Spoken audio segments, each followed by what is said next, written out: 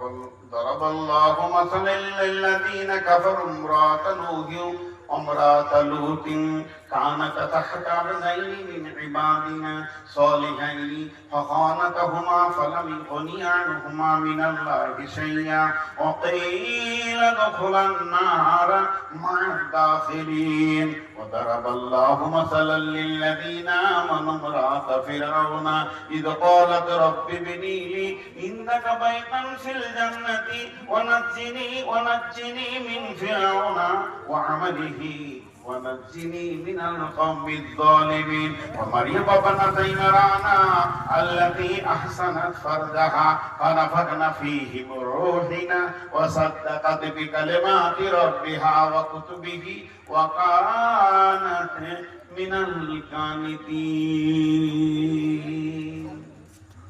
মেয়েদের তিনটে ভাগ বলছি এখন কোরআন থেকে বলছি সূরা তাহরিমে এখানে যতগুলি মেয়ে আছে যারা শুনছে আমার মা বোনেরা এদের তিনটে ভাগ কোরআন কিরকম করেছে একটা হলো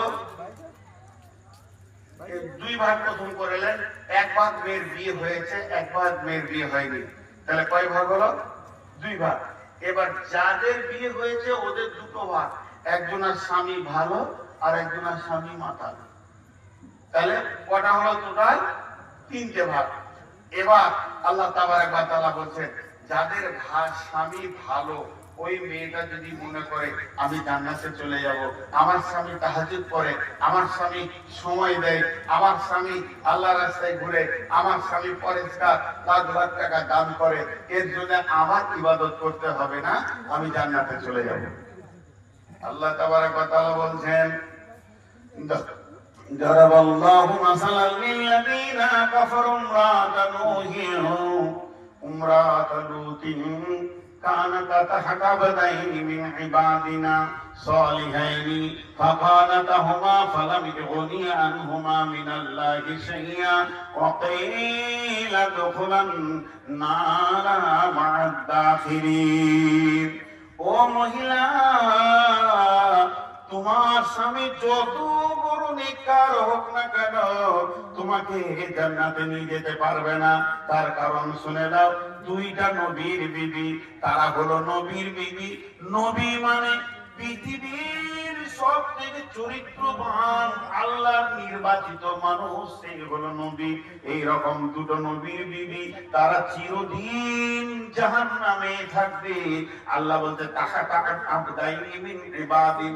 তাদেরকে আমি এমন একটা জায়গায় থাকার পাওয়ার দিলাম তারা নবীর লেপের ভিতরে থাকবে নবীর কম্বলে থাকবে নবীর বালিশে মাথা দিবে নবীর নিচে তার জিন্দেগি কাটাবে নবীর মতো চরিত্রবান স্বামী তাদেরকে দিলাম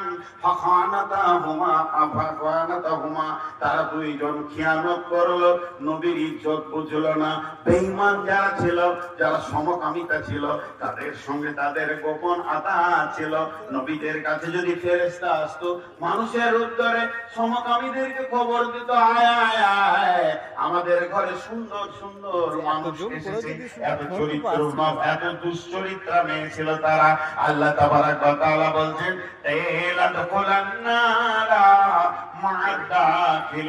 তারা চিরদিন জাহান্নামের আগুনে জ্বলবে ওই নবী দুটির নাম হলো একটা নবীর নাম লূত আর একটা নবীর নাম হলো নূহ নূহ নবীর বিবি লূত নবীর বিবি চিরদিন জাহান্নামের আগুনে জ্বলবে তারা কোনোদিন তাদেরকে বাঁচাতে পারবে না وعن عائشة رضي الله تعالى عنها وهي بكت فقال رسول الله صلى الله عليه وسلم ما يبكيك يا عائشة قالت ذكرت النار فبكيت ويا رسول الله আল্লাহর নবী বাড়িতে আছেন আম্মা জান আয়েশা বসে আছেন নবীর বিবি আয়েশা মেয়েটা কত দামি ছিল শুনলেন ওই মেয়েটাকে আল্লাহ 5 খানা সম্মানে সম্মানিত করেছেন এত বড় এত দামি মেয়ে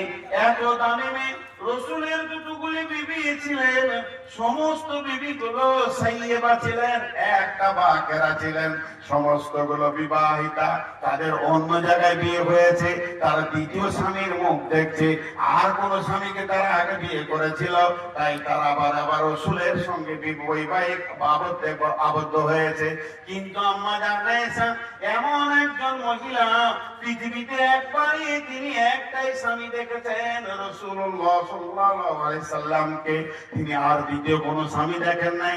7 বছর বয়সে বিয়ে হয়েছে, 9 বছর বয়সে বাসর ঘরে গেছে, 18 বছর বয়সে বিশ্ব নবী পৃথিবী থেকে চলে গেছেন। আম্মা জানেন চিরবিবাহিতা হয়ে গেলেন। আর নবীর যতগুলো বিবি ছিলেন, আর কিয়ামত পর্যন্ত যত পুরুষ আসবে তাদের মা হিসেবে ঘোষণা হয়ে গেল। আর মূল মুমিনিন আর তৃতীয় কোন বিয়ে করবে না। এইরকম আম্মা জানা এসা কত দামি ছিলেন, কত দামি মেয়ে শুনলেন। আম্মা জানা এসা বলতেন, আল্লাহ আমাকে 5খানা সম্মানী দিয়েছে। একটা সম্মানী হলো আমার বিবাহ বন্ধনের আবদ্ধ বৈবাহিক জীবনের যে আলোচনা, এটা পৃথিবীতে হয়নি, এটা আসমানে হয়েছে। আল্লাহ আমাকে নির্বাচন করেছে, আমি শেষ নবীর বিবি হব। 2 নম্বর, আমাকে আল্লাহ সম্মান দিয়েছে, আমার ঘরে কোরআনের আয়াত নাজিল হয়েছে, বিশ্ব নবী আমার ঘরে আছেন, এমন সময় জিবরাইল কোরআনের আয়াত দিয়েছেন। আমাকে 3খানা সম্মানে আল্লাহ সম্মানিত করেছেন। আমার বিছানায় যখন নবীজি শুয়েছিলেন, আমি রসুলের বালিশে মাথা দিয়ে শুয়েছি। ওই রাত্রিতে সাবে মেরাজ হয়েছে রসুলের। আমার বিছানা থেকে বিশ্ব নবী সাবে মেরাজের রাত্রি তার ঘটেছে। 4 নম্বর, আল্লাহ আমাকে সম্মানী করেছেন, বিশ্ব নবী শেষ চিরনিদ্রায় যখন পৃথিবী থেকে বিদায় নিচ্ছেন, আম্মা জানা এসে বলেন আমার কোলে মাথা রেখে আল্লাহর নবী চিরনিদ্রায় ঘুমিয়ে গেলেন। 5 নম্বরে আমার সম্মান, বিশ্ব নবী আজও মদিনাতে শুয়ে আছেন, আজও এই তারিখে মদিনাতে শুয়ে রয়েছেন। যে জায়গাটা ওটা আম্মা জানা এসার বিছানা, ওই বিছানাকে সরিয়ে তিনাকে সমাধি করা হয়েছে, তিনাকে কবর দেওয়া হয়েছে, তিনার ওখানে কবর হয়েছে। যে জায়গায় তিনি শুয়ে রয়েছেন ওই জায়গাটাই হলো আম্মা জানা এসার ঘর। সেই আয়েশার মতো ব্যক্তি, ওই রকম ব্যক্তিত্ব একটা মহিলা যাকে খাতুনে জান্নাত বলা হয়, এইরকম একটা ব্যক্তিত্ব সম্পন্ন মহিলা। সমস্ত মুহাদ্দিস একমত, সমস্ত ইমাম একমত, আম্মা জানা আয়েশা হলেন মুহাদ্দিস। তিনি একজন বিরাট পণ্ডিত মেয়ে।